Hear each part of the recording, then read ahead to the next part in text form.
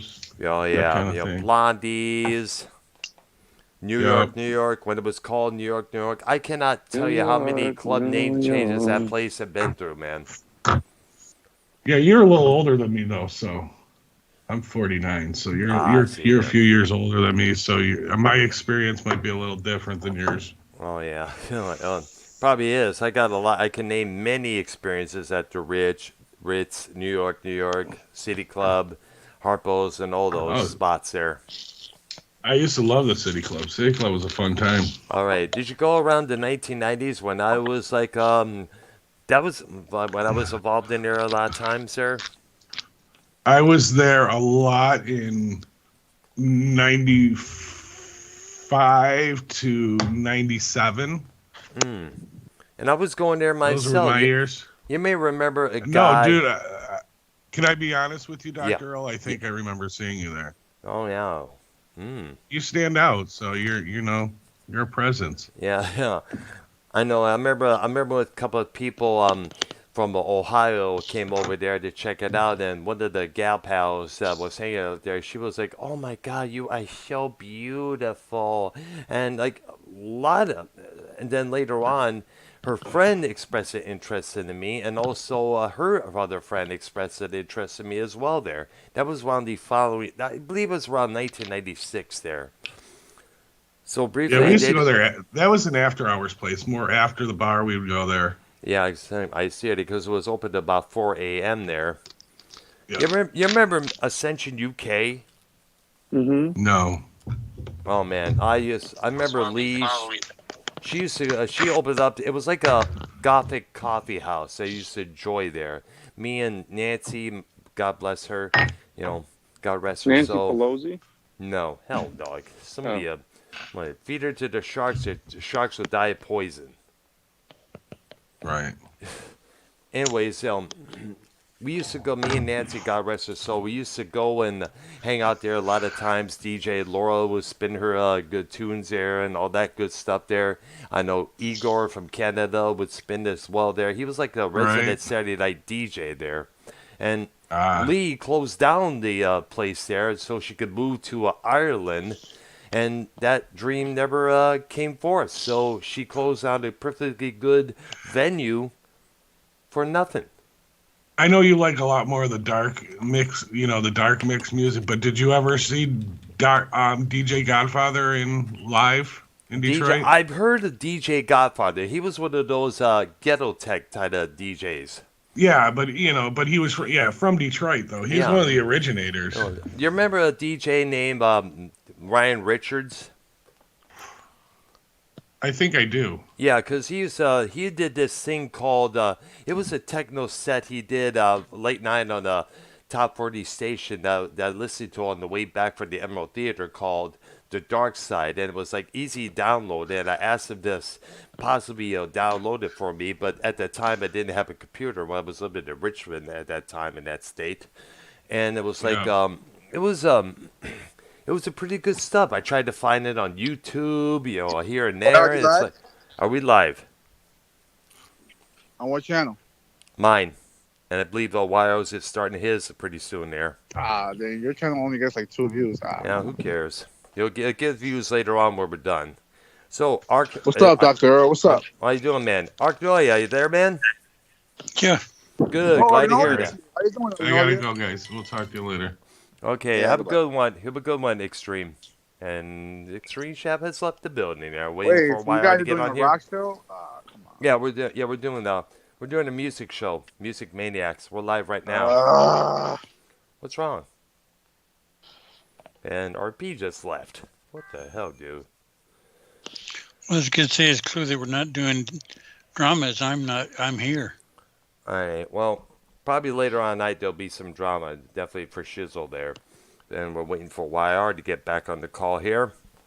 All right. So, welcome to Music Maniacs, everybody. This is, I believe, part 4 of our look at all the artists, songs, and groups from the 1970s. Yeah, yeah, yeah, yeah.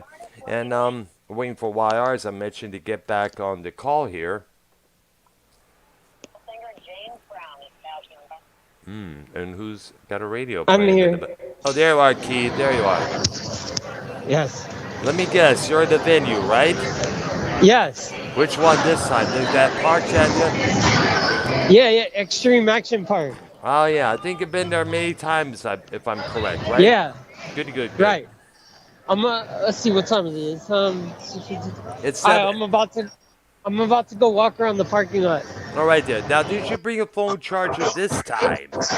No, but my phone's at 76%. It's pretty That's good. good to hear. That's good to Yep. know because like last time we lost you because you forgot to bring your charger with you. It's like to up Right. that phone of yours. Yep. You're right. Okay there. I don't let's think see I'll here. do it this time. All right there. Hopefully so. That's good there. Now, do we Yep. have any news to talk about at this time here?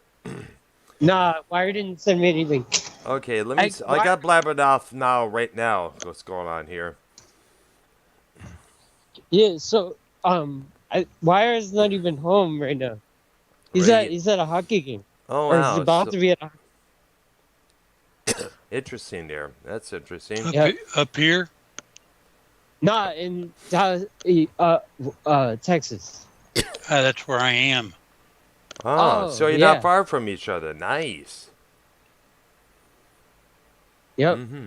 All right. So, well, I don't know if I should dox where he is. Probably not. All right there. Well, there's a hockey game in Dallas. He's at the. I'm not going to say, but I know where he's at. All right there. Yeah. All right. It doesn't really matter there. No, it's pretty darn easy to figure out. You know, Anyway. it's really sad. If it would have been nice if Wire to find out where you could possibly meet up. You know, it's possibly at some other venue like a mall or a restaurant or something. That would be extra cool. Actually, I wouldn't have any trouble in finding him to my house. Wow. Yep. Of course, it's a long ways from. Well, not a long way from Dallas, but let's put it this way: I'm south of Fort Worth. Ah, I see there. Yeah. All right. I was in the Dallas Fort Worth International Airport one time. All right there. I was getting a connecting flight. Oh wow. All right there. Yep. Well, since I got some music cues here for everybody to check out. Now we all know the band Great White, do we not? I don't know it. Well, I know. Yeah. Look up the song. Stick It. Their cover of Substitute, or look up the Angel song, or their cover of Once Bitten, Twice Shy. Or the nightclub fire. Yeah, exactly. Oh yeah, from 2002, man. That was a trip. That was a trip ass. Instead of saying that was a trip, that was an all-out tragedy, man. 99 people perished. There you are, dude. Real quick on the I'll be in and out tonight. But, Oh, hey, that's understandable. but we'll be back tomorrow. Good. I'm looking up Blabbermouth right now. I'm on Blabbermouth right now. I was going to mention something about Mark Kendall, the lead guitarist for Great White, talks about this possible reunion with the original frontman, Jack Russell. And he rules that out, unfortunately, there. Now, in a brand new interview with MisplacedStraws.com, Great White guitarist Mark Kendall was asked if he ever sees a chance of the band playing with the original frontman, Jack Russell, again, even if it's just for one show. Kendall responded, quote, "I really can't envision that happening because of health reasons and stuff like that. And I haven't talked to Jack for anything for about 13 years." Kendall then asked, "Have you ever seen him lately? Have you seen his show? Have you seen videos or anything?" Apparently to some YouTube clips of Russell's recent live performances, where Jeff responded to the affirmative. Mark said, "Yeah, I'll just leave it there." I think he's talking about a year or two ago. He was on stage and he was using a cane. Yes, he was. Something like that, yeah. But Yeah, the voice is still there. The voice is still there. It's kind of interesting you mentioned, because when I saw Great White live with Kendall and Russell on the same on the same stage there. It was just at the River Fest in St. Clair, Michigan. I think it may have been 2009. I think it may have been. I rolled my bike all the way to that event, to check out the whole event, all day event there. So I had a great time there. And somebody's flying a plane over Keith's head, obviously there. Yeah. Yep. And Russell had hip surgery at the time, so he came out using a cane just as well during that performance. And that was, like I said, that was back in 2009. Now, Russell, who currently has Jack Russell's Great White, was asked T-Stone of the radio show Sonic Boom on Real Rock 10 so-and-so in Rapid City, South Dakota, how he feels about the fact that there are now effectively two versions of Great White. One featuring Mark Kendall and whichever lead singer they have now, and of course Jack Russell's Great White, touring and making new music. Russell responded, "It's weird, man. I mean, it doesn't bother me, except when Mark goes out there and starts talking shit about me. Every time he gives an interview, he goes out there and starts talking some sort of shit about me. It's like, dude, it's been 12 years. Get over it." Russell concludes, "It is too bad. We were best friends. We were brothers for years. And now it's like the guy won't even pick up the phone to speak to me. It's horrible. It makes you feel pretty bad. And every time I pick up a paper or I see something..." What? You know what, bro? What? The most important member of the band is the singer in that signature voice. So Yeah, exactly. I don't really when bands break up and it's just the singer doing a solo thing. That's pretty much just as good, really, because anyone can make the instruments sound like the instruments. But even like Queensryche with the placement guy, he sounds like Jeff Tate. Yeah, he he can does. do something Yeah, like that. absolutely. You know what I'm saying? Yeah. Now keep in mind, sometimes it's also the singer that also determines the fate of the band. You remember what happened when Motley Crue let go of Vince Neil and they got John Corabi in its place there. That one record they put out in 1994 tanked miserably. And the tour that they did also tanked as well. I mean, like Stone Temple Pilots, Alice in Chains, yeah, they're still putting out good music. They're still doing shows. But to the core audience who remember the original frontmans, it's not really the same. I mean, even like Bush, who's the most important person, it's the singer. You know what I'm exactly. saying? Well, the singers, Gavin Rosendale, he still has Bush going on. The only problem is he's the only original member left. It's just him and the whole new lineup.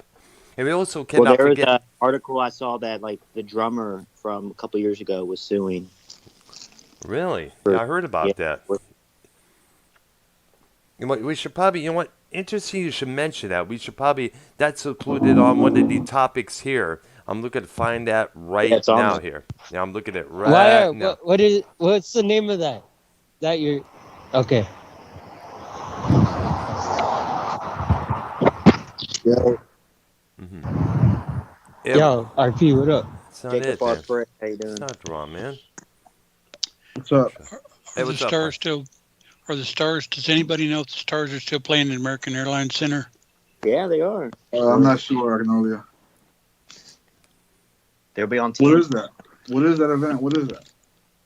It's a common knowledge thing, sort of. You know what I mean? Okay, here we go there. Former Bush drummer Robin Goodrich has filed a lawsuit against the band's leader and singer and guitarist Gavin Rosdale, claiming that he was kicked out of the group abruptly and without cause. Goodrich, who says he dedicated nearly 3 decades of his life playing the drums for that band, co-founded the group in late 1992 in London, England, alongside Rosdale. Original guitarist Nigel Pusford and bass player Dave Parsons. According to Goodrich, Rosdale and Bush Incorporated hired him around March of 2019 to play on Bush's tour celebrating the 25th anniversary of their first album, 16 Stone. Later that year, promising to pay him 25% of the tour's profits, Goodrich claims that he was fired without warning before the Ultimate Tour's first stop, and says that Rosdale has refused to pay him for any of the tour's profits. He also claims that as a founding member, he owns 25% of the registered trademark name Bush, and that Rosdale allegedly violated the Bush trademark agreement between the founding members of the band. In addition to seeking damages, Goodrich is asking for a permanent injunction enjoining Rosdale and Bush Incorporated from using the trademark Bush name. Bush broke up after releasing their fourth album, Golden State, in 2001. Rosdale later put together a new band called Institute, which had one album in 2005. Have you ever heard of that? Ever heard of that? I may have or may have not. I'm not too sure. I never heard Rosdale split up and did his own, but he was always Bush, bro. Like, yeah, the man behind Bush, either way there. In fact, let's not forget he was also, for a few good number of years, married to Gwen Stefani until, I guess, they broke up the marriage for some reason there. You know, I don't know what the whole situation was, but they had a kid together or whatever it is, but of course Bush is back on tour with his Bush lineup, and of course Stefani's married to that Blake Shelton guy that she met on The Voice, when she became a co-host of that, or co-judge of that program there. Right. I'm just a kid. I like Blake Shelton. Well, I don't listen to the guy myself. Remember, I'm not a country He's music good, Brown. guy. What up? What? Why? What? Blake Shelton, he's pretty good. All right, there. All right. One Yeah, song he I is. remember by him is That's it. Some Beach. Oh, I like Hillbilly Bone. Briar, you know that one?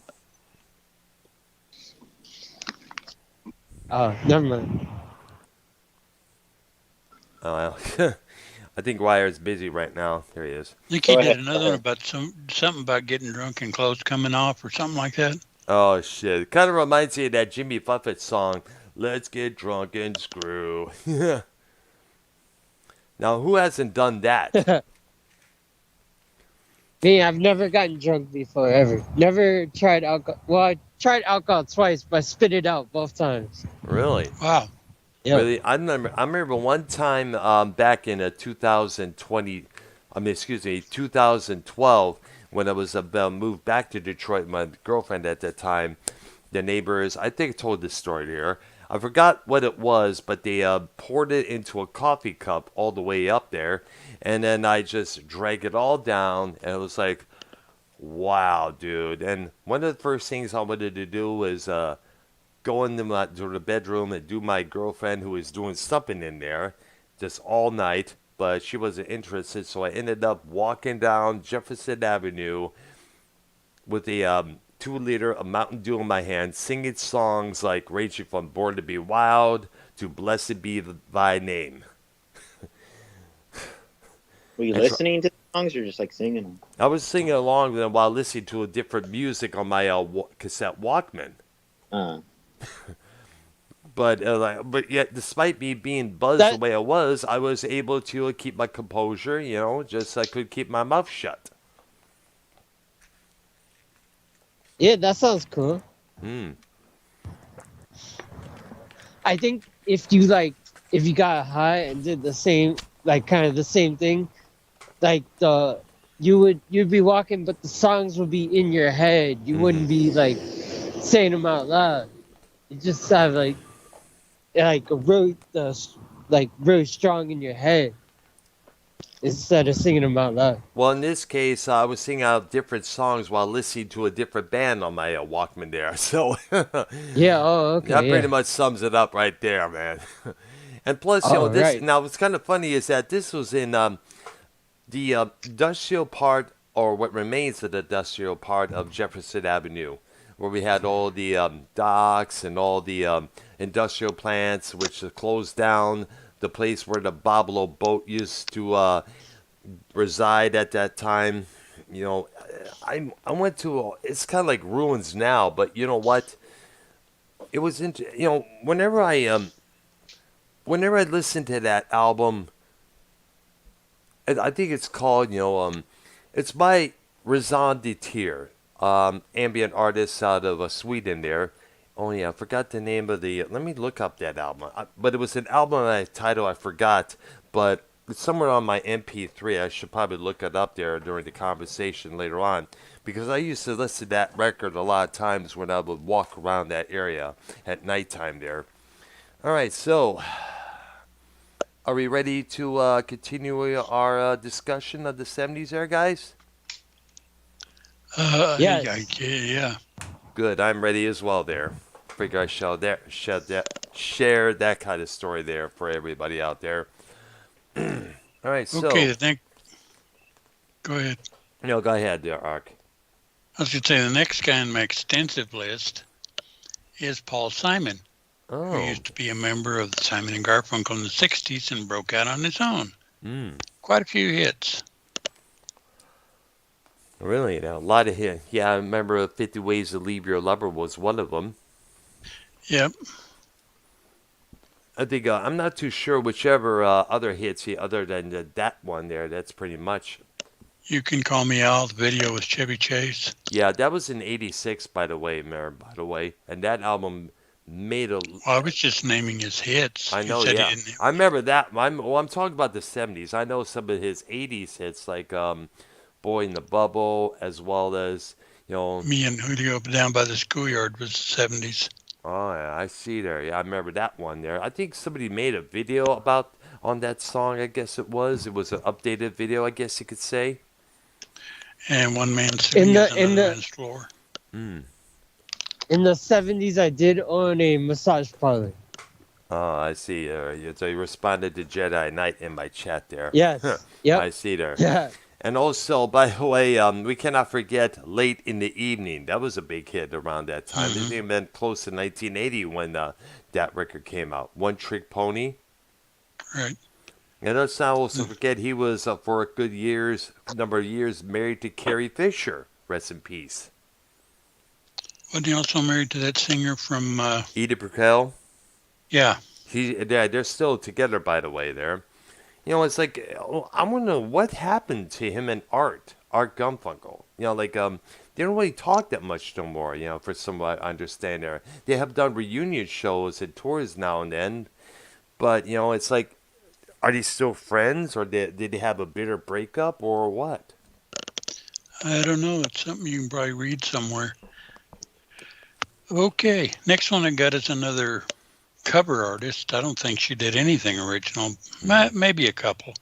Linda Ronstadt. Oh yeah, you mentioned her a lot of times. It's So Easy as a cover. I don't know if You're No Good is a cover or not, or original, but I remember Van Halen. Yeah, I'm trying to remember who did it. I remember it's a cover. Okay, let me look it up there. I'm interested to see who did that song there. Because I remember Van Halen did their version of that song on their second record there, which was pretty more good there. And I think she did Love is a Rose, which was a Neil Wire, song. Are you still going to the thing tonight, Wire? Yeah. Thing. Okay. Thing. Good luck at the thing.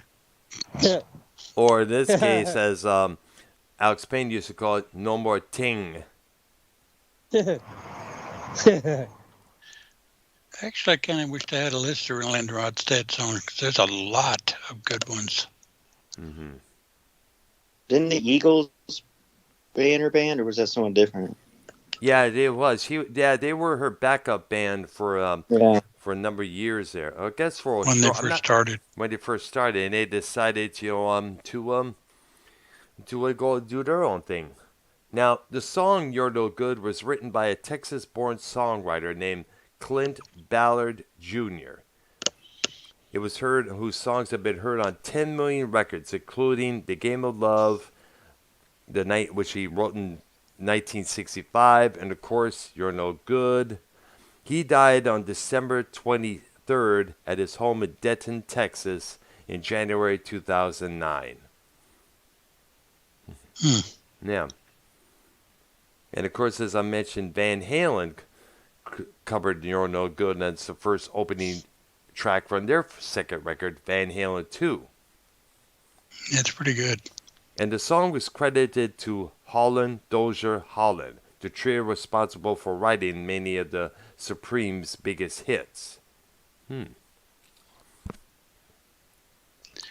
here's some, and this was on the cassette format of the band's album there, believe it or not.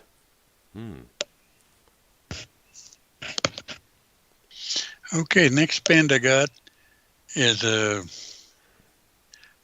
don't know what you'd call their genre. I guess it'd be soft rock. America. A lot of big hits. Yeah, it's soft rock for shizzle, man. Definitely. You know, I Need You, Horse with No Name, Tin Man. You know, for a long time, and I never figured out why, all their album titles began with the letter H. I don't know. Hearts, Holiday, Hits. Yep. Horse with No Name. There's like about 9 or 10 of them until they broke the string. And I never did figure out why they did that. I don't know. Maybe it's been spontaneous or planned. We do not know. I remember when I first started to express interest, started taking guitar lessons back in Michigan.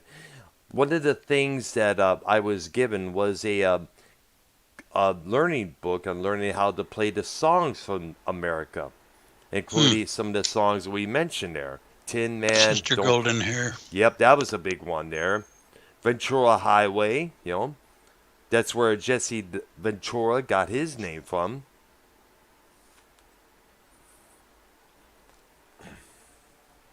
And we can now keep in mind they had some other hits in the 80s as well there. You Could Do Magic was a big hit there. Right. Yeah, so I guess I don't know if they're still together. They're reunited with the original lineup because during the 80s, one of the members dropped out. They did carried on as a duo because there was originally a trio there. Right. And the story behind the name was these guys were in Vietnam as soldiers, and they were missing their home country so bad that when they decided to put together their band and started performing the music, first thing they came up to mind for their band, America.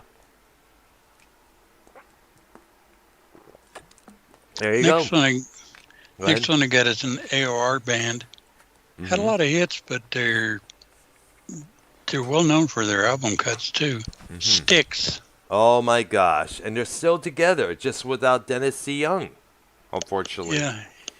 He was gone some time ago. Oh, he's gone many years back. In fact, he even tried suing the band and its management for basically he wants to stop he wanted to stop using the name Styx, but apparently he failed at that.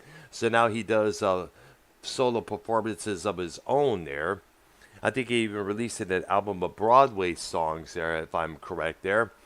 Well, I think that's the reason that Styx's name broke off more than anything, was he's the one to do ballads and stuff of that nature. And theatric stuff and there. And the theatric stuff. Yeah, exactly and there. The rest of the group was kind of like, no. Yeah, basically. Which is ironic because Tommy Shaw joined the group later. He wasn't an original member. Yes. But he became kind of the driving force. Yeah, exactly. He added a new, powerful life to the band there. In fact, Styx, with their original guitar player, was basically the only hit they had was the song Lady, and that was from Styx 2. And those albums were released on a label called Wooden Nickel Records.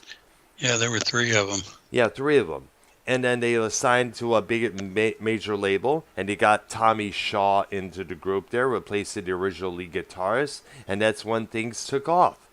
But apparently, DeYoung was the one come up with all these concept stories, these theatric stuff like Paradise, like the story behind Paradise Theater, and probably the biggest one, Mr. Roboto. Oh yeah, Kilroy was here.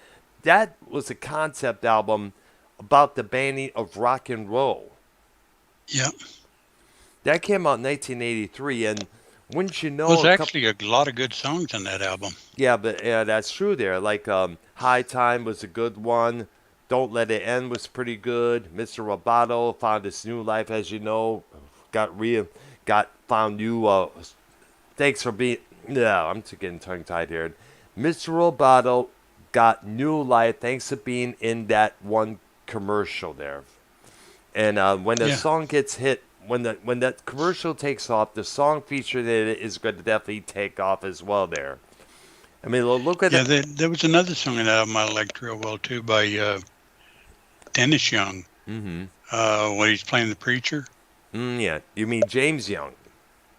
Yeah. James Young. Yeah, Mr. Doctor. I think it says Dr. Righteous. I think it was there. Yeah. It was Dr. Righteous, but the name of the song was, I don't recall what it was, but that was a great song. Heavy Metal Poisoning. That's the one. There we go. There, that was the one there. And basically, the reason this album came about, and the tour that came about as well there, which we'll get to, and the reason was because the song Snowblind from the previous studio record, Paradise Caesar, they said that if it was played backwards, it heard satanic messages. And members of Styx that were not really care about it, was not too cool about that. I mean, like, people kind of questioned the name as well, because Styx was the name of the river that leads you to Hades. Right. Yes. So, now, the Kilroy Was Here tour was a big bomb, because they had to include theatric performances, acting as well. And I'm sorry, but I saw clips of that, and yeah, I did too. It's pretty bad. It was bad. A lot of people are saying it was pretty bad there, believe it or not. And even Tommy Shaw said after that tour, he said he was going to check into a hospital after that. But the thing was, Dennis Young wanted to keep that thing going, the theatrics, the ballads and stuff, because the ballads always sell. I remember one time, Ted, when he was a part of Damn Yankees, Ted Nugent made a joke, said that Tommy tried to teach him how to play the song Babe. Nugent grabbed that guitar and threw it out the window. And he meant that as a friend. Yeah. Yeah. They also recently, it's not been that long ago, they released an entire album that was a cover of Sgt. Pepper. Oh, really? I believe it was Styx. Really? Let me look that up. Styx covers Sgt. Pepper. If it wasn't then, it was somebody.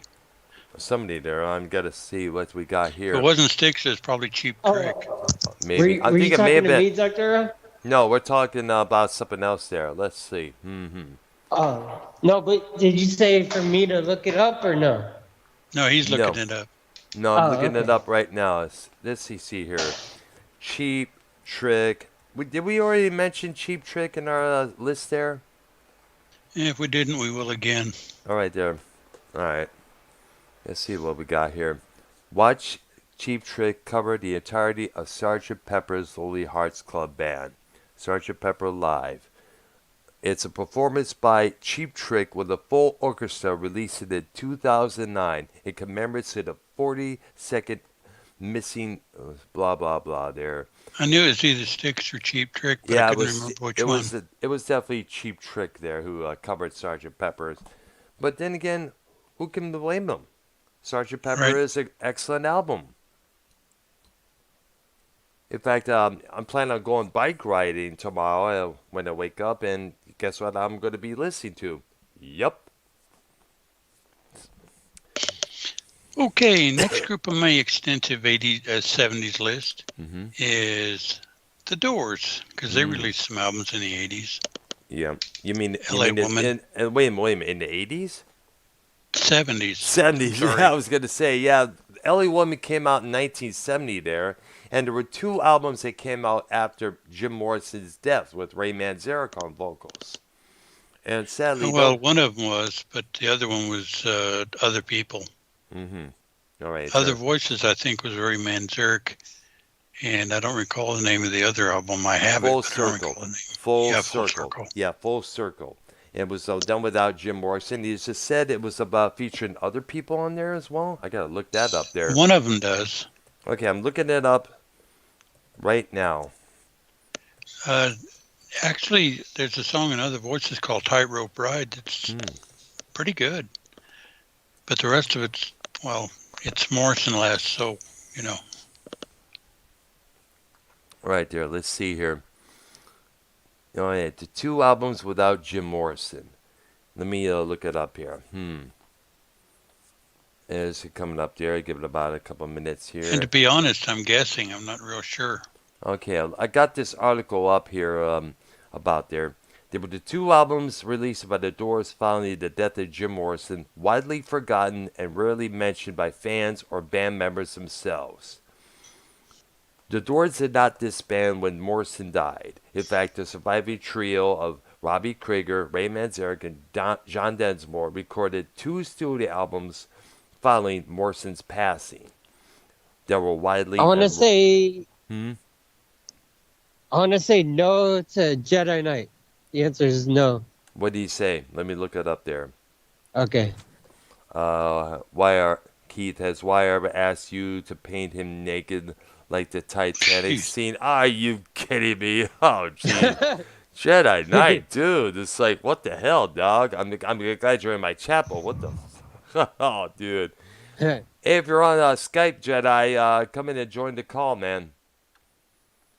Or let us know if you want to be added. Yep. Right there. Let's see here. Well, if we add people, let's make sure they stay on topic. Okay, exactly. That's what I should say here. Okay, I got... Now, this is a more diverse record, speaking of Full Circle from 72. This tends to cover more musical ground than its predecessor, but it doesn't necessarily rise to greater heights, and it still does not equal the glory days of Jim Morrison. Now, the band gets more musically experimental, bringing in more instruments and guest players for fuller sound. For better or worse, it's mostly the 70-ish of old Doors releases. Now, I guess I'm not to say who is out, if it features other I had heard artists. that. I didn't know if that was true or not. Okay. I should probably check myself. I've yet to hear these records myself. Probably sometime I should probably check them out, listen here on YouTube there. Well, like I said, Other Voices has got one song on it that I remember called Tightrope Ride. It's not bad. And I noticed... Oh, did you listen to the songs I sent you? Yes, I did. Especially the Funkadelic one called Maggot Brain. That's a something. Man, that is a trip. Yeah. And it led to a video of George Clinton and P-Funk All-Stars was also recommended to perform the same track at Woodstock 99. That was alongside of it. It's like interesting to listen to there. And you saw what I was talking about with Ramble Tamble, right? Yes, I did. Absolutely there. That's got a phenomenal break. All right. Interesting. All right, next one I got is a guy that used to be the lead singer for a band called Them. Well, you know him. Van Morrison. Absolutely. He had a lot of hits in the 70s era. Of course, one of his biggest one was, I guess, Wild Night was a big hit there. Domino. Domino, yes. And, of course, Moondance. Yep. That was one of those big ones there. That was played a lot on the 70s soft rock circuit there. Tupelo Honey. Yeah. And I'm not too sure. I think it may have been somewhere in the... I think of that... What year did he record Have I Ever Told You Lately? Was it in the 80s or early 80s there? I think it got into the 80s, but I'm not sure about that. Because I remember... Brown Eyed Girl was... 60s. 70s? Yeah, I was 60s, thinking yes. Early 70s or late 60s. That was, I think, the first thing he did after he left them. Oh, yeah. There's something there.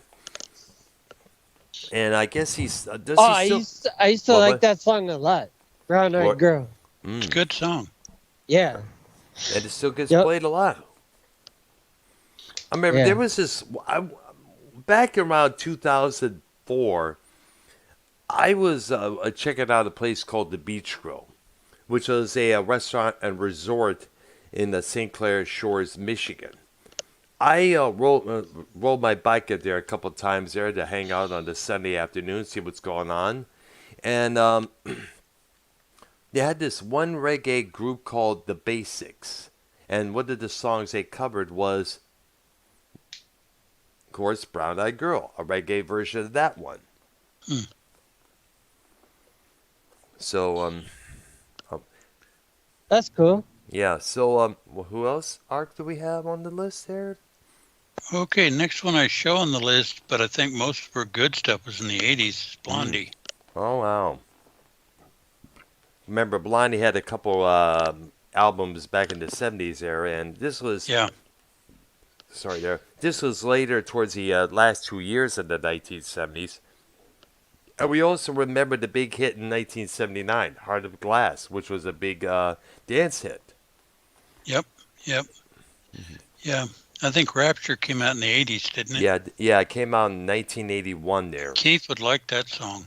It's pretty good because it features, rapping It's from got some Debbie Harry. rapping toward the middle of it. Cool. Exactly there. Wait, have you guys seen? It's on YouTube. It says Rare 1940s Rap, and it was this group, and there was this. It was like 4 black guys, and there was this one group. One guy in the group. He was like rapping, and this was from the 1940s. Let me look it up right now there. The 1940s Okay. rap. Okay. Rare 1940s Rap. Okay. On Give YouTube. it a couple of minutes there. And go ahead, Ark, with your next on the list Okay, there. the next one I got on the list started in the 70s, and actually their first 3 albums, I think, were the 70s. Van Halen. Oh, wow. That's right. 1978. Van Halen was 78, I think. Yeah, and 78. And 2 was 79, I believe. that is correct. And the third one might have been 1979, but I think it's actually 81. Oh, yeah. It is. Okay, here we go. That rap from 1940s. The Jubularies, I think it's called. And it's spelled Yes. how is it pronounced, Keith? What made you I look don't that know. up, Let me go Keith? look. Okay. What made you look that up, Keith? Oh, well, no, I didn't look it up. It was on my homepage on YouTube. It was just on my homepage, and I clicked on it. You know what? I understand where you're coming from on that one. There's a lot of things come on my homepage as like out of the blue. It's like, oh wow, gotta check this out for shizzle. Yeah, because a lot of times what they do is they watch what you listen to or And watch, they recommend it to and you. and they try to Yeah. find things similar and Yeah, recommend it to absolutely. you. They do that with me all the time, man. Where it's yeah. Steve Wilkos or Mari Povich or some European electronic band or some TV show there. That's happened to me a lot of times. Yeah. Okay, the it's next called it's the Jubularies, and the song is called Jubalaries. Noah. I'm looking Yeah. up. Okay. Let me put a little bit on here. The guy raps like the second verse and then the 4th verse, or the end of the 3rd verse. Okay. Okay, next one I got on my list Hold up there. Let me hear is a an little bit. interesting guy. Hold on there. Before you do so, let me listen a little bit this here. Let me get to the rap there. Pretty good stuff there. Pretty good. Yeah, I like Yes, that. it is. Interesting up there. I gotta listen to the full track when we're done with the show here. Yes. Right there. Also, Keith, I think I'm going to suggest this to RP as well there. The Last Poets from 1969. Oh, there is this group called The Last Poets. It was Common featuring The Last Poets, and the song is called The Corner. And it was produced by the beat was produced by Kanye West. Is this the original Last Poets? Because the Last Poets go back to around 1968, 69. And this was Black Revolutionary rap. Yeah, it could be because the guys when they show the Last Poets on the music video, they look kind of old. Got to check it out sometime there. Yeah. Okay. Was okay. Okay. Yeah, go ahead. Okay, go right ahead, Arky. All right, next guy I got was basically in the 70s, but most people don't know much about him. Oh. Lou Reed. Oh my goodness, we knew about him for years. Hey, baby. Sweet. Take a walk on the wild side. That was and that was produced by David Bowie. That's another song Keith would probably like if you ever heard. Absolutely, there's some rapping on that one there. Good. Cool. In fact, the rhythm of that track was used in a rap song by Marky Mark and the Funky Bunch. Oh wow. Said, hey, baby, take a walk on the wild side. Yes. And also, give it a credit, Lou Reed, as we remember, was also around the 70s. I guess it was in 1974. He would put out what is probably the most pioneering noise, staticky, FU, middle finger to the record companies and all the people, all the handlers, record of all time. Metal Machine Music. It was a double album, all four sides of just all guitars going speed up, slow down, frontwards, backwards, everything, reverbs, effects. Kind of like Neil Young's Ark, huh? Pretty much, yeah, exactly. But a lot more. Well, I've heard, yes, and we got to get to Ark there sometime soon in our series here, but this was nuts on an album. I listened to that. Well, I heard about the description about it, but I saw the CD at this indie record store, Royal Oak, Michigan there. It was like, holy cow, man, this is something. This has got to be the biggest fuck you type of records to the record labels, because apparently what it was is that when you get a hit song like Walk on the Wild Side or Sweet Jane or other songs like The Man, Waiting for the Man, they expect you to repeat that over and over and over. Many bands have fallen into that and they can't get out of it. They're remembered just for that. Look at Chicago. Look at Nickelback. Look at Styx, who we just mentioned. They all fall. They get into that rut and it's hard for them to get out of it because they have to keep trending in that water in order to secure hits after hits after hits. And hits bring revenue. That's what the record companies and their managers That's and all they do. want. Precisely. To sell records whatever costs necessary. By all means necessary, no matter what, to quote Malcolm X. Now, Lou Reed had enough of that stuff there. So he records this big FU album. And like I said, it was four sides, guitars, forwards, backwards, speed up, slow down, effects here and there, like reverbs, full blast. And that's how it was. Now, that album would later become a big influence on all the avant-garde artists that would emerge later on. Let me look it up here. I'll hear a couple of seconds there. Give me a couple of minutes. Blah, blah, blah here. Go ahead. Yeah, Neil Young's Ark actually sounds more like a warm-up for a performance than anything else. Yeah, it's mostly a guitar feedback. All right, here we go. Lou Reed, Metal Machine Music. All right there. Here we go. There, it's going to come up there in a few minutes here. Now, it was the fifth studio album by Lou Reed. It was recorded on a 3-speed Uher machine, U-H-E-R, and was mastered and engineered by Bob Ludwig. It was released in a double album on RCA Records in 1975, but was taken off the market 3 weeks later. It was noise, industrial music, avant-garde, proto-punk. Okay, let me get to how influential this record was. Because the criticals, by popular culture, the language of the Star Trek aliens, known as the Breen, was inspired by Metal Machine Music, which the post-production sound staff were instructed to listen to when created the electronic cackle that served as the Breen's voices. On Mystery Science Theater 3000, Joe Hodgson's character, likened watching Mighty Jack to listening to 2 hours of Metal Machine music. Okay? Now, the critical reception was this here. Because I know I was a huge fan of Mystery Science Theater. I remember that movie too. Yes, exactly. You should check out when they did the Alien from L.A., the movie that started Milo Cathy Ireland. All right, there.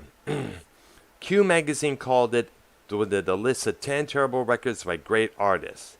It was ranked number 4 in the 50 worst albums of all time. The Troy Krauser Press referred to as 4 sides of unlistenable escalator noise. The review for All Music said it had some creative, some sort of context to it.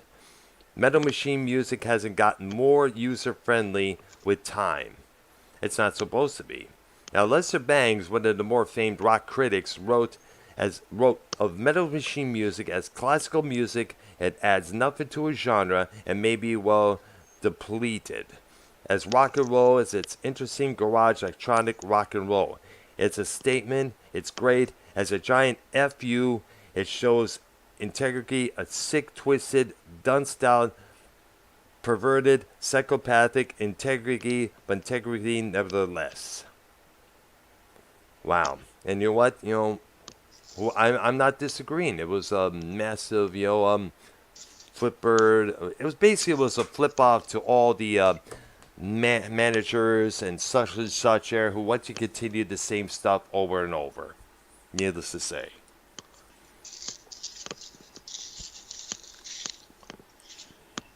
Okay. Hang on. There you are. Yeah, I'm trying to get my microphone in the right position and I'm not getting cooperation. All right, okay. There. All right, go ahead. Next one I got is a group started in the very late 60s, carried on through the 70s. Mm-hmm. Group by the name of Traffic. Oh, yeah. Steve Winwood, Jim Capaldi, Chris Wood, and Dave Mason. And a whole bunch of others there as well there that joined in and out. Yeah. Their 70 albums were basically Low Spark of High Heel Boys, Shoot Out at the Fantasy Factory. Yep. And John Barleycorn Must Die. Mm-hmm. Featuring the song Glad, the instrumental there. And Freedom Rider was another good one. Yep. And I remember Capaldi. Third song in the album. And Capaldi even in an interview said it was basically organized chaos. Needless to say. Hello? Hello? We hear you. Yeah, you disappeared for a minute. Oh, wow. I don't know how that happened there. Well, we're back. Well, I didn't hear what you said. You didn't hear what? Do you hear me now? Yeah. All right, good. That's all to hear. And I guess Wire dropped off the call. Go ahead, Verizon guy. Me? Yeah, he's busy. Wire dropped off the call like 25 minutes ago. Oh, really? I wasn't paying attention. Yeah, I knew you'd been gone a while. Oh, wow, there, because they didn't hockey game there. Yeah. Or that's purported to where he might be. All right, there. Probably, like I said, it's We're in Dallas. speculating. Tell you what, sometime when he gets done with the hockey game, we should probably hit you up and guys can meet together, like him and I met together a couple times before there. Well, by the time the hockey game's gets out, I'll be in bed. Oh yeah, that's right. You don't stay late that much. Tomorrow's a dialysis day. Oh yeah. Is it in the morning there? But what's up, Keith? Yeah, from about 9 to 2. I see there. Okay. Wow, it didn't take that long. Wow. So maybe a How'd YR. you get? Well, it's a hookup and all that. How'd you get on dialysis? My kidney started failing. How did your kidneys start failing? Old age. They didn't like me anymore. I don't know. Oh, was shit. it because of drugs or alcohol? No. Oh, Sometimes things happen despite that. If I did drugs or alcohol, I'd probably be dead. Oh, all right. Okay. Got it. But I didn't do either one, so. Okay. Yeah. All right, there.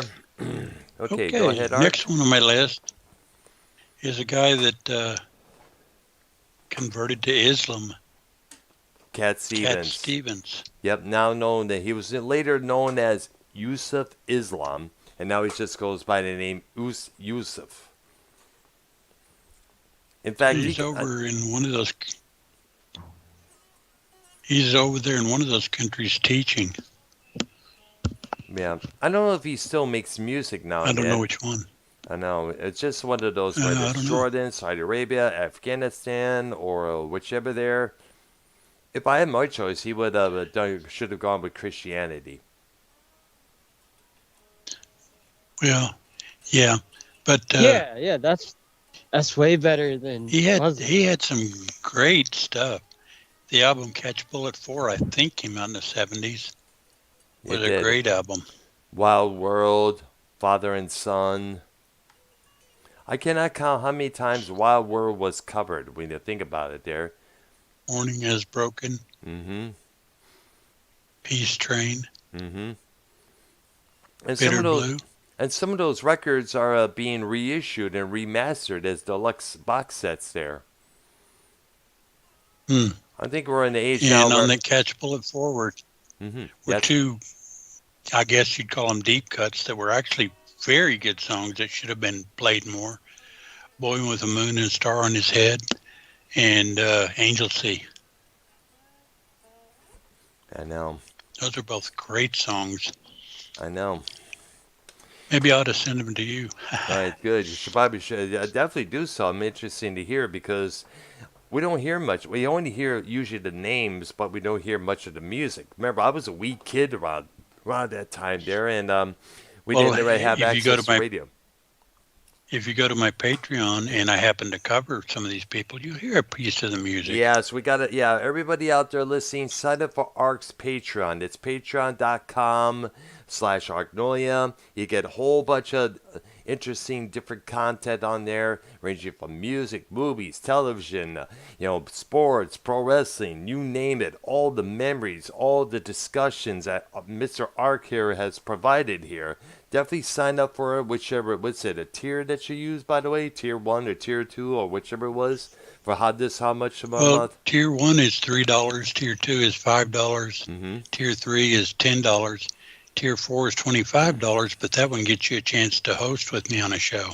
All right there, nice. There you go. So there you go. Sign up for ARC's Patreon, and maybe you'll be able to co-host with the Arc Man himself there. And also me, YR, and Keith, can make a couple appearances discussing Saturday morning all the cartoon shows, as well as Batman and Superman. Definitely worth checking out there. So once again, patreon.com/Arknolia. Get on the ball, people. All right. Next group I got is a spin-off from Savoy Brown, Foghat. Oh, wow. Interesting. Didn't know any members was in Savoy Brown there. Lonesome Dave. Oh, wow. That's interesting. Who sadly is no longer with us. He passed away years back from cancer. Yep, Lonesome Dave Peverett. Yeah. I think it was the second guy that came from Savoy Brown, but I'm not sure. Oh, wow. Of course, we lost Kim Simmons, too, who was the mainstay for Savoy Brown. Yeah, exactly, yeah. Yeah. Which they had some great songs. Hellbound Train, I think, was one of them, I guess. Yep. It's from the album the same name. Song. Yeah. All right, there. And speaking of Foghat, we should have given them a mention as well there. Oh, the albums they put out? Yeah, Slow Ride. Slow Ride. That's the big one. Slow Ride.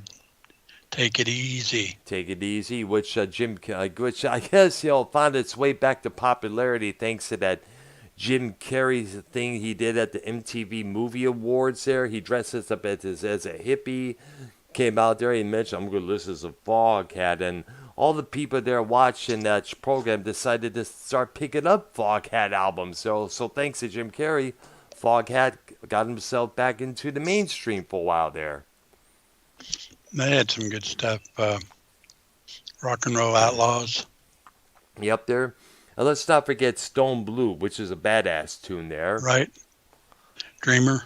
Yeah, and let's also definitely not forget that album, their live album, Foghat Live. One of my old buddies from Michigan, he even said this one little quote that kind of made a lot of sense. You could not go into one home and not find that record in one's collection. Yeah. Okay, next one I got. Oh, wait a minute. Supertramp. Wait a minute. We cannot Go forget Food for the City. Right. Another Right. big one there, brother. Oh, yeah, Supertramp. Yeah. Bloody well right. Got a bloody right to say. Yeah. Also, give a little Right. bit, which the Goo Goo Right. Dolls later covered. And Breakfast in America. You know, Goodbye Long Way Stranger. Home. Long Way, Goodbye Stranger. The Logical Song as well.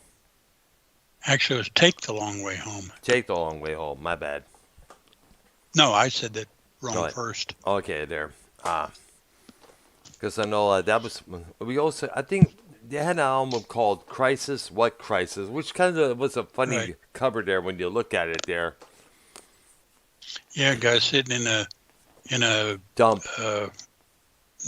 yeah, but he was in a, what do they call those chairs? Lawn chair.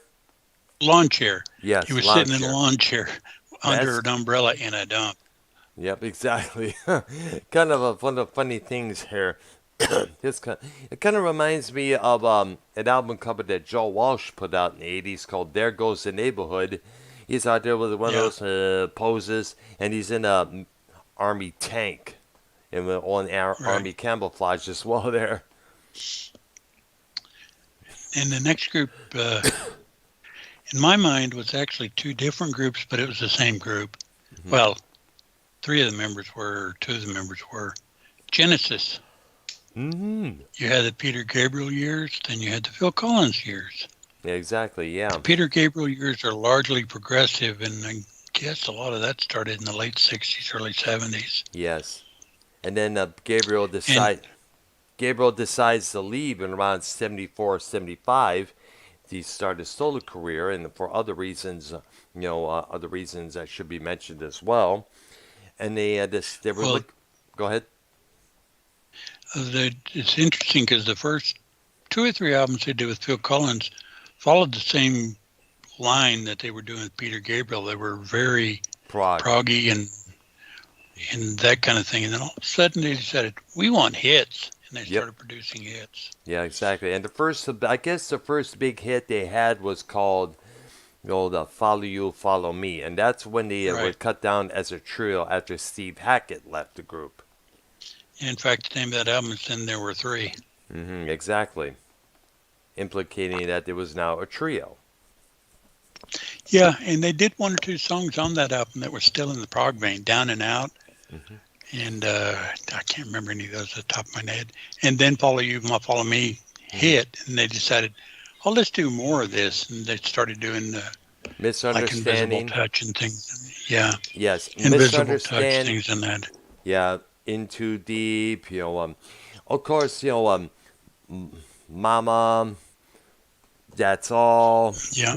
Home by the Sea, which, by the way, is a good song from them because it talks about a building haunted by all these ghosts.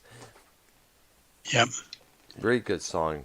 And also, we cannot forget Misunderstanding, Turn It On Again, Abacab, the album, and the album version of that track was definitely was pretty kind of proggy in its lot of way there. Also, Ready it or was Not. about 7 minutes long. Yeah, exactly there. Ready or Not featuring the Phoenix Horns from Earth, Wind and Fire. Man on the Corner. Mm-hmm. Absolutely. So they still had some of that prog, but it was more updated 80s prog, needless to say there, on those earlier records there. Then you got the Ohio Players. Oh, yeah. The ones who originally did Love Roller Coaster. Right. Fire. Mm-hmm. Absolutely there. Different Fire, but it was Fire. Exactly. They always had hot chicks. They always had gatefold albums featuring hot, half nude chicks on their album cover there. Yeah, and I got no problem with that. No. Oh, who doesn't? Who doesn't? Unless you're a feminist. Right. Then there's the Jay Gauls band. Oh gosh. Oh man. I cannot tell you how. Didn't some of their bigger songs come out in the 80s? Exactly. Yes. Exactly. Around the 70s, they were signed to this one record label. I think it may have been Atlantic, where they were doing so much well, but they were not selling as massively as they did later on down the line. They signed with EMI America, as was known at that time, and that's when the hits keep coming out. Yep, Centerfold, Love Stinks. Yeah, and the Centerfold Love Stinks, Till the Walls Come Tumbling Down, One Last Kiss from 79, which is the first track I heard from them. Pretty good song there. And we cannot forget, some of the later hits came out during the 80s, so we're just, Right. yeah. And then all of a sudden, for some reason... When we get to the 80s, we'll mention them again. Absolutely there. We also want to talk about what happened to them after Freeze Frame came out there. These guys, well, either way, back to the 70s, these guys were well loved and respected in the Detroit area, despite not being from Detroit. I guess they're from Boston, Massachusetts there. And I guess, the story was that they just got done playing Pine Knob, I guess. They were still looking for the jam somewhere. Then after they load up, they head out to a club called Bookies, which is located somewhere. I've never been there myself there. And they set up their equipment and just started jamming, just out of the blue. Okay, next one I got had some phenomenal stuff, and she's also well known as a songwriter, Carole King. Oh, Tapestry, that album. That was the big album for her. Great stuff on it. Where You Lead, I Feel the Earth Move. You Got a Friend. She wrote that song, which got covered a lot of times. One of them by James Taylor, and the other by a guy named... That was the biggest version. Yep, absolutely. I forgot some... I was at... One of the covers was played during the speaker at my workplace there. I remember hearing that a few times.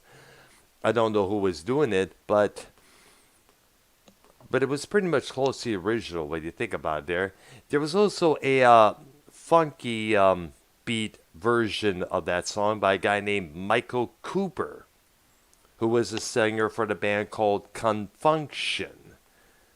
I guess was a 70s funk band as well, in the same vein as Ohio Players.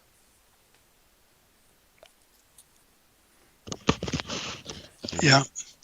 Next one I had was Mott the Hoople. And we know that their big song. One was All the Young All Dudes. the Young Dudes. Written by, of course, David Bowie. Yeah, he wrote that song for them. And it became a massive big hit.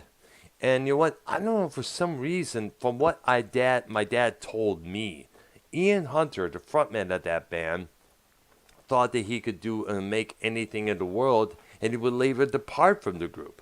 Now, the lead guitarist from that band, Mick Rouse, will later become one of the founding members of Bad Company, as we all know.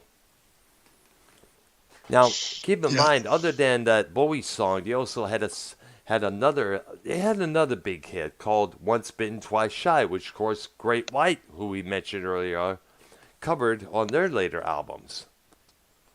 Right. Next one I got is a phenomenal singer-songwriter that never hit as big as he probably should. Warren Zevon.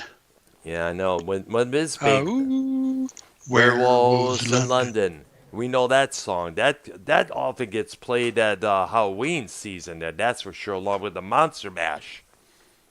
Yeah. And the last record he released to be prior to his death, he had everybody from Bruce Springsteen to this guy to that guy there, because he knew this he was well respected. Yeah, very respected.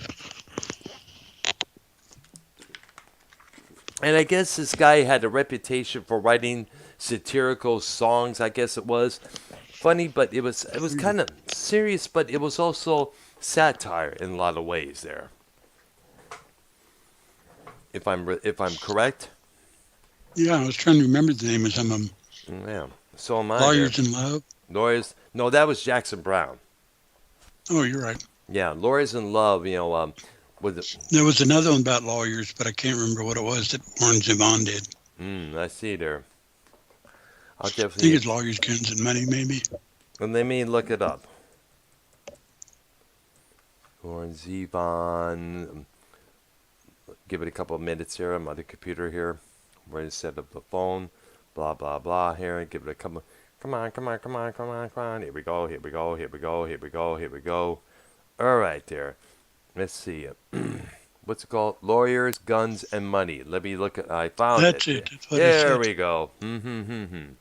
It's from an album called Excitable Boy. I guess it came out. I guess Which was the same one that where it was in London, actually. exactly. It came out 79. No, excuse me, 78. And I think there was something about Roland, something or other on there that's a pretty I'm good looking song up on too. the Wikipedia right now as we speak there, and it's going to detail the whole story. All right. The song, oh, by the way, it was also covered by Rick Derringer. It was also Meatloaf covered this song for an album called VH1 Storytellers. The Wallflowers covered it on one of their albums, as well as Hank Williams Jr. in 1983. And basically, it was originally a closing track from the Excitable Boy album. Yeah.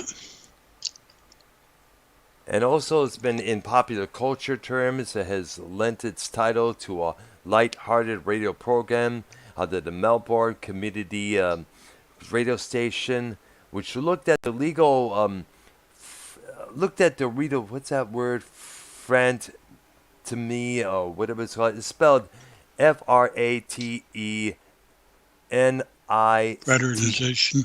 Fraternization. No, it's something right there. Fraternization. Fraternization? No, it's not that. It's spelled Fraternity.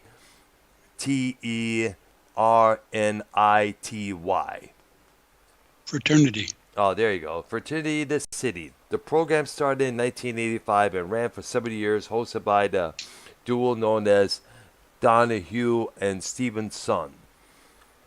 The song was used as the intro and exit music for the program. And it also was used for the show Justice with Victor Garber in 2006. There was a blog called Lawyers, Guns, and Money, the third episode of the HBO 2022 series The Staircase. They featured the song for its end credits. It was also used for the third episode of season 10 of Strapped, a YouTube series featuring, which was, excuse me, I'm getting tongue-tied here.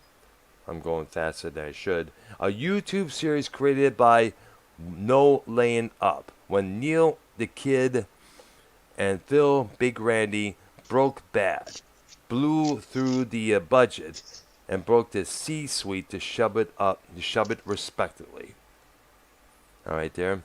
Most likely it's probably, I don't know what this doesn't detail what the song is about.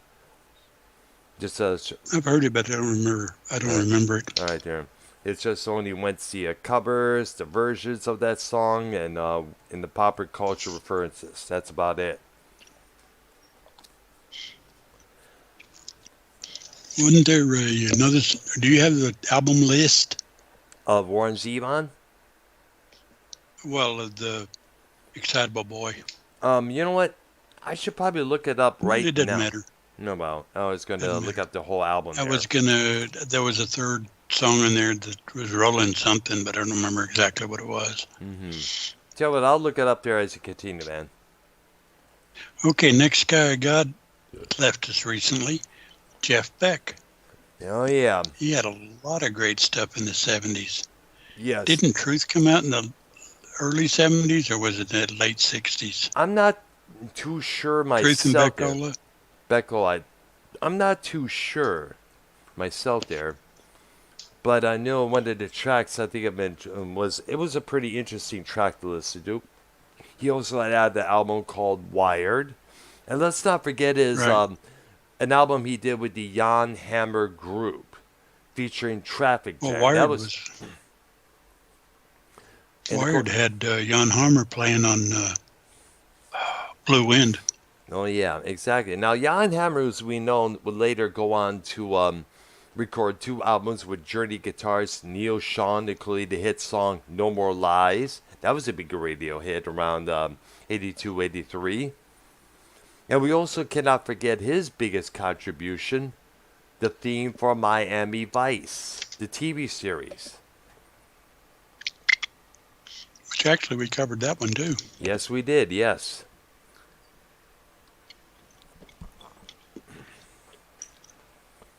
All right. He does a great cover of She's a Woman, Yeah. Beatles song. Nice. Because remember, he doesn't sing, he plays guitar. Jan And Hammer? it's Oh, an you instrumental mean version. Jeff Beck. Yeah, I was going to say that. Yeah, Jeff Yeah. Beck. Yeah, it's because I was still on Jan Hammer there. Oh, Well, by the way, he doesn't play And, keyboards sitting down. He plays it standing up. He refuses to do that.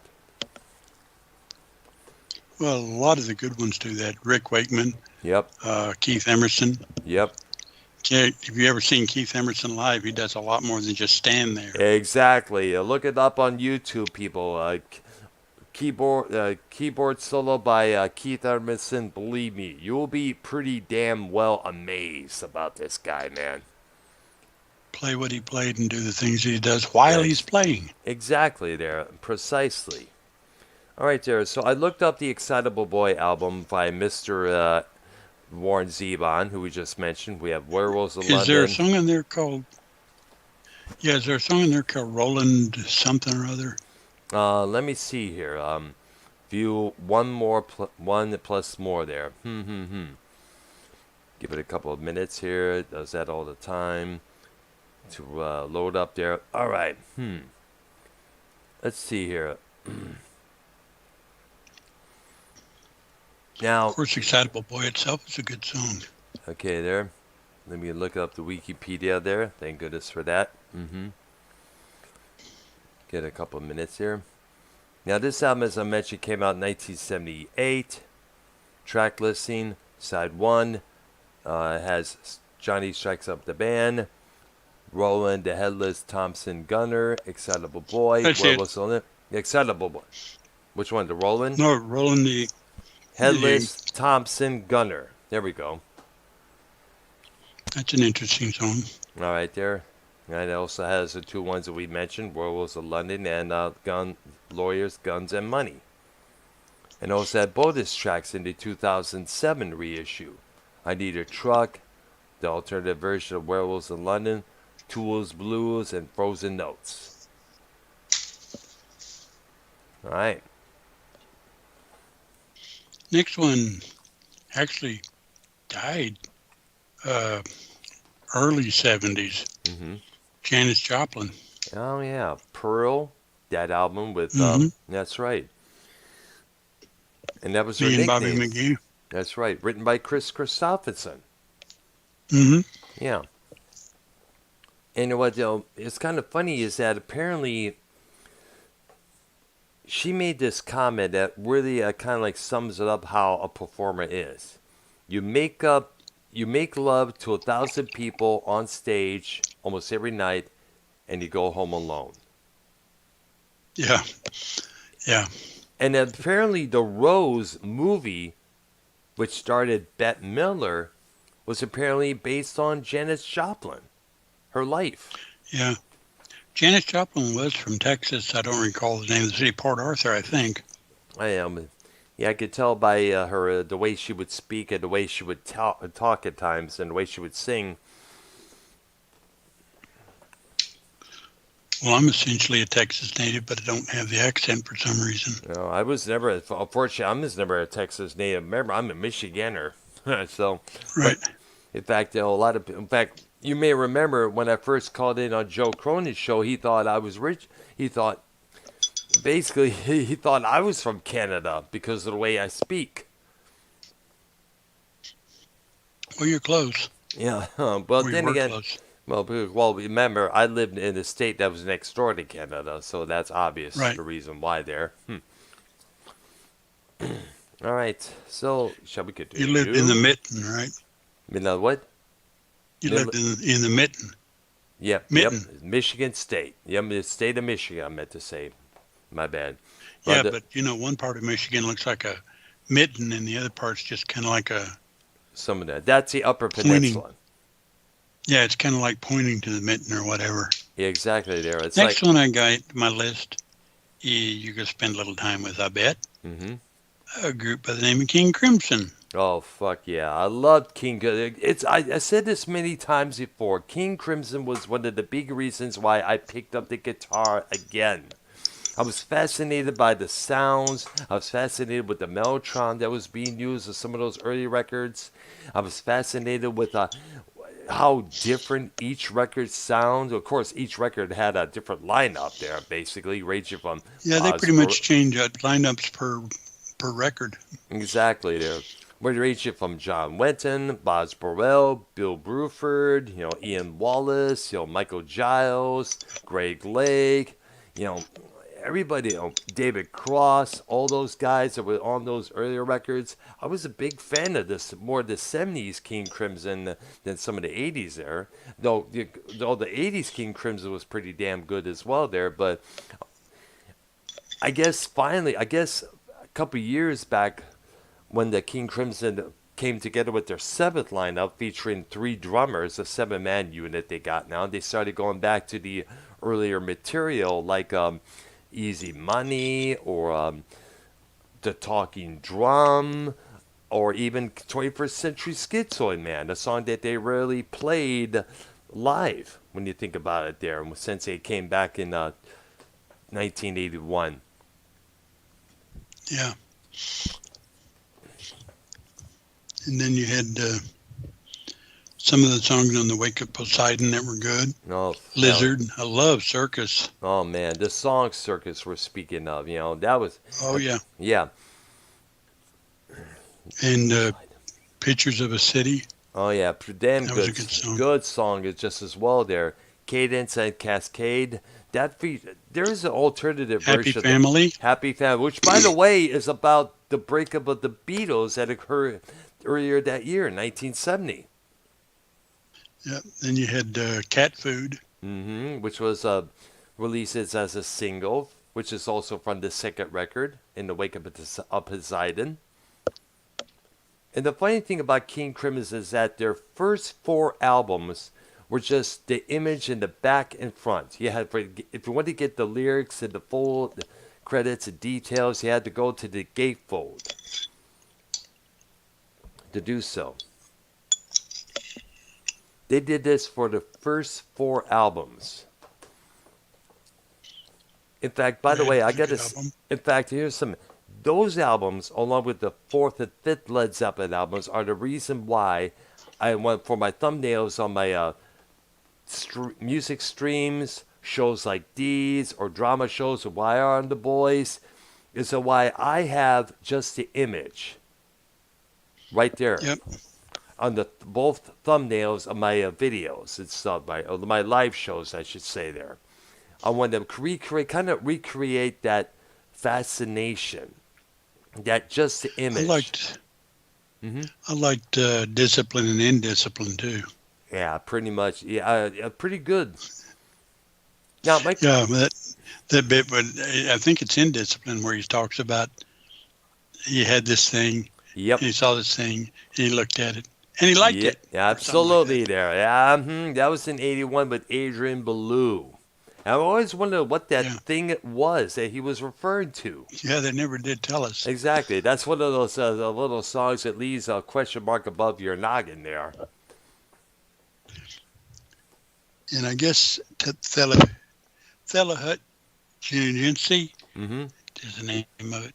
Came out in the 80s too, I suppose. Yeah, and that was... Because that also had Adrian Belew. Yeah, here's the story about that track. It featured recordings of Belew describing how he almost got his life taken from some sort of couple thugs out there. He was going to record some of the stuff that was going on the streets, and he was confronted by these guys, who were saying, "Who are you? What is that?" It's a tape recorder. It's like he's recording, and he had to explain to these thugs what he was really doing.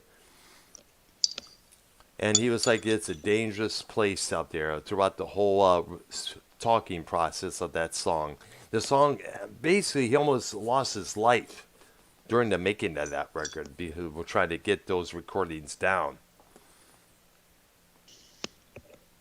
The risk you take for rock and roll.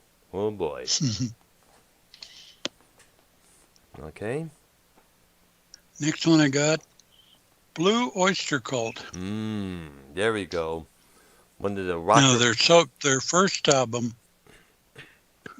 I think that was right at early 70s, maybe 69, but I don't remember for sure. Probably, I think about the 1970s because that's when they started taking off there. I'm not too sure myself, but then again, but this, Cities on Flame of Rock and Roll. Yep, Godzilla, named after, of course, you know who, one of the subjects of our shows there back in 2020. And then came The Last Days of May, which is talking about I believe it sounds like a drug deal gone bad. Oh, wow. Interesting there. But it's a good song. Of course, we cannot forget. Screams. Oh, yeah, we can't forget. Well, you had some other good songs in the 80s as well, like Black Blade, Burning for You, which was a massive big hit on the radio. Shooting Shark Their was version another of one. heavy metal. Yeah, absolutely. And also, let's also not forget that these guys were often called the American version of Black Sabbath by some of the Christian fundamentalists, even though they really never mentioned any satanic words or any satanic imagery there. Yeah, in fact, one of the song titles on the first time was "She's as Beautiful as a Foot." No, Good that's song, good. That's a good title there. I like that one. Or how about this one? OD'd on Life. That was one of the titles of their songs. Yep. Oh, yeah. And let's not forget, even though this is an 80s track, Joan Crawford. I think it may have been inspired by the movie. I think that one I mentioned may have been inspired by the movie Mommy Dearest, which came out prior to that song coming out. Probably. Yeah. And Subhuman. Yep. Another great live album by them is On Your Feet or On Your Knees. Yep. And I guess you also they have another one called Some Enchanted Evening, which is another live release, which they have a cover version of Kick Out the Jams by the MC5. Yeah. Next one I got is The Band. Oh, yeah. Bob Dylan's backing group. Yep, featuring Levon Helm, Robbie Robinson, and the late Richard Manuel. And, of course, Garth, what's his name? Garth Hudson. Yep. The Night They Drove Old Dixie Down. The Weight. Yep. And actually their big album, for me anyway, was music from Big Pink. I was going to mention that. Now, here's great songs on that album. I got to mention The Weight because I had the Easy Rider soundtrack, which that song appeared on. Now, it was credited to the name Smith instead of the band for some oddball reason. Let me look it up there. Blah, blah, blah. Easy Rider soundtrack. It should explain the whole situation of why it was like that there. Give it a couple of minutes there. You know how this computer probably because it is their version instead of the band's version, but I could be wrong because there was a group called Smith. All right, there. Maybe so there. Let me look it up there. But they had a female singer. That's true there. Give me a couple minutes for it to load up. There we go. Now the songs interesting. Now the songs on the soundtrack album are sequenced in the same order as they appear in the movie, with the following differences. The Weight was originally recorded by the band for their '68 album, Music from Big Pink, the one they mentioned, and used in the film, but could not be licensed for the soundtrack. To deal with this, ABC Dunhill Records, which released the soundtrack album, commissioned Smith, who recorded for that same label, to record a cover version for the song for the soundtrack album. So you're right. Now, Smith was an American rock band formed in L.A. in '69. They had a blues-based sound that scored a top 40 hit in the U.S. with their cover of Baby It's You. by Burt Bacharach. And Yeah. basically, Pretty good song, actually. but they did not have the female singer Gail on lead vocals. I guess they let the guy, when they got male members of the group, record that, do the vocals on that song. Yeah, because they had to be, you know, Mm-hmm. Yeah, had to be male because the movie was male.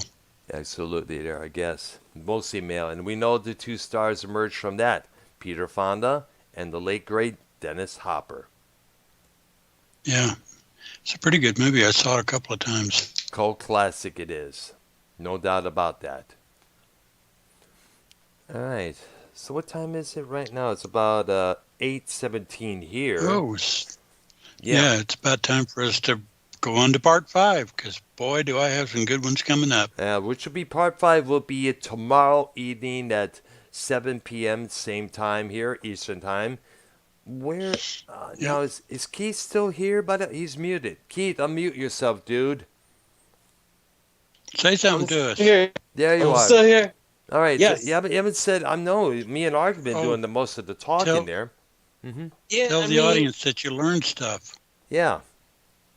Oh, I've learned stuff. All right. Now, There you go. there you go. Now, are you going to listen to some of the stuff that me and Arky was talking about there? No. What? What? What? Um, Are you kidding me? I just, I You didn't mean, have to be so emphatic.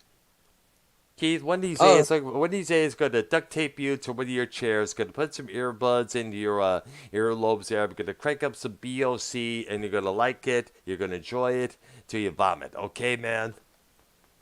I swear. I Now mean, you scared him. I can't wait till the show ends so I can go listen to Tony from Revere. Oh God, he's live on Twitch. No, he's live on YouTube. He's Wow. been live on YouTube since I don't know, 6 p.m. So he must have got his What, you don't channel like back us? there.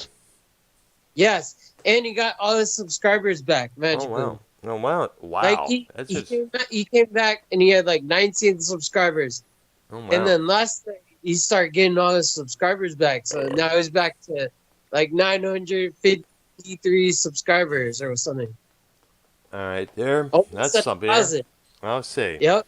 Well, well, out of goodwill. And, I want to hear him review It's Ballsy's video because It's Ballsy did a video on Tony Yeah, I remember today. that. Yeah, I know you mentioned that today. I could probably check. I gotta check out Bosey's channel there. We should probably get him on the call sometime for our next music program. Hopefully tomorrow. Yeah. All right, there. Well, hopefully you know something about music, Yeah, I know. Yeah, and we don't get into the drama. I know. Well, I'll let him know about that. I'll try DMing him and let him know about that if it's possible. All right. So like Tony, he broke right at the beginning of his show, he broke down the entire Ballsy video that Ballsy did today. All right, there. You know, it would be nice to have Tony. I know we had Tony as a guest spot during our new metal show that we did months back there. But it would be nice to have him on the program discussing this particular topic, because there were a lot of keyboard players throughout the 70s there that we mentioned: Rick Wakeman, Keith Emerson, Richard Wright, Jean-Michel Jarre, the guys from Tangerine Dream, Vangelis. I know. Yeah, I know. Like some of Tony's favorite music is the music that came out during the Vietnam War. Probably the 70s and early 60s. I mean, later 60s, I meant to say. My bad. Yeah. Yeah. Right. Right there. If you go into this He would be good on this show. I would love to. I would love to have him as a guest spot. Yeah. And by the way, speaking of songs during Vietnam, you should probably go on this chat. I recommend him listening to 2+2 by the Bob Seger System. Very profound, powerful. I'm banned in his chat. You're not. He in banned chat? me in his chat. What? Yeah. Really? What for? I mean, I wasn't a good fit on his shows. Like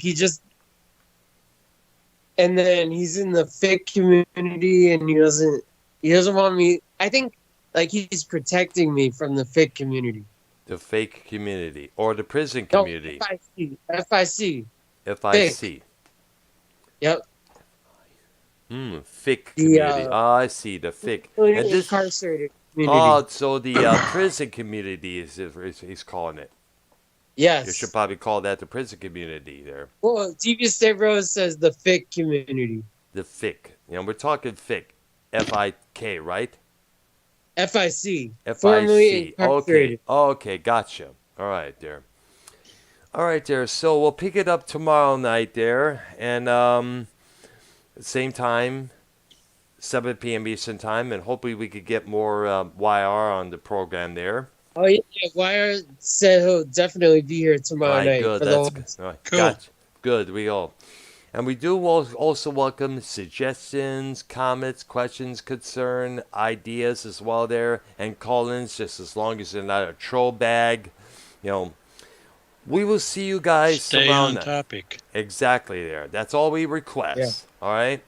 No going All off right. into this direction or that direction. When we're done with it near the end of the program, then we could discuss a little bit there for a certain amount of time. But in the meantime, Yep. for Keith, YR, myself, for also my boy Arknolia as well, you guys have a good night, and we will see you guys tomorrow evening at the same time. Bye-bye. We'll see you tomorrow. Yep. Bye. Yep.